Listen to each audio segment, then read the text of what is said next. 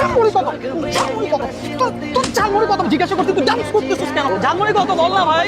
তোমায় দিব মিষ্টি কিছু, তোমায় যদি পাই, তোমায় আমি ভালোবাসি, তোমায় আমি চাই। আরে বাবা তুই ঝালমুড়ি কত যাবো? মেজাজটা খারাপ করতেছিস না? কত ঝালমুড়ি কত? এই ঝালমুড়ি কত? ঝালমুড়ি কত? তোর ঝালমুড়ি কত জিজ্ঞাসা করতে তুই ডান্স করতেছিস কেন? পাতি কোথা? দেখতেছেন না আমি গান তোর ঝালমুড়ি কত? ভাই আপনারা ক্যামেরা কেন অন রাখছেন ভাই? ক্যামেরা বন্ধ করেন। আপনাদেরকে আমি গান শুনে দিছি।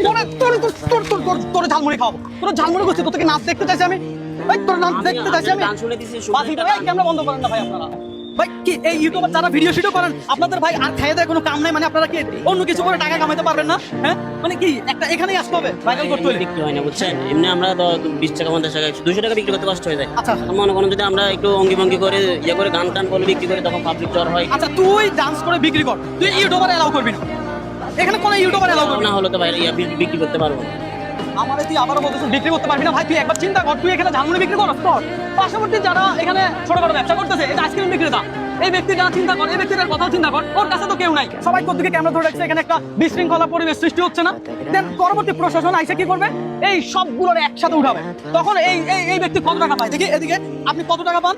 আপনি কত টাকা পান সারাদিন আইসক্রিম বিক্রি করে? সারাদিনে 500-600 টাকা পাই। 500-600 টাকা পায় এই ব্যক্তির ফ্যামিলি চালায়, শহর এলাকায় থাকে, ঘর ভাড়া দেয়। তোর কোনো বিবেক আছে? হ্যাঁ তোদের কারণে আর এই ইউটিউবার যারা ভিডিও করতেছে তাদের কারণে যত সব ঝামেলা। হ্যাঁ মানে আপনারা যেটা সেটা ভাইরাল করতে হবে, একটা দেশের উপকার হয়, সমাজের উপকার হয় এমন কিছু আপনারা ভাইরাল করেন না ভাই। ইসমাইল ভাই আপনি তো ভাই ঝালমুড়ি বিক্রেতা না, আপনারা ধন্যবাদ। প্রতিটা ভিডিওতে ইসমাইল ভাইয়ের অসাধারণ মানে অভিনয় ফুটে ওঠে। ইসমাইল ভাই মূলত ঝালমুড়ি বিক্রেতা না, ঝালমুড়ি বিক্রেতা হলো এই মামা।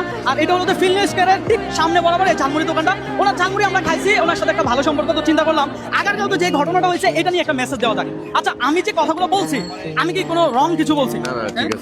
ইউটিউবাররা আইসা ভিড় জমায়, তারপরে এখানে আরো 10টা বিক্রেতা আছে, তাদের ক্ষতি হবে না? লোকজন আসবে, ইউটিউবের আসবে, ভিড় জমাবে, এখানে রোডে গাড়ি চলতেছে, গাড়ি চলতে পারবে না, দাম লাগে থাকে, দাম লাগে থাকে। তখন কি আপনাদেরকে এখানে বসতে দিবে? না তার একটা সমস্যার সৃষ্টি হবে। সমস্যার সৃষ্টি হবে না? ইউটিউবের আসে ডেলি 2-3 জন করে আসে।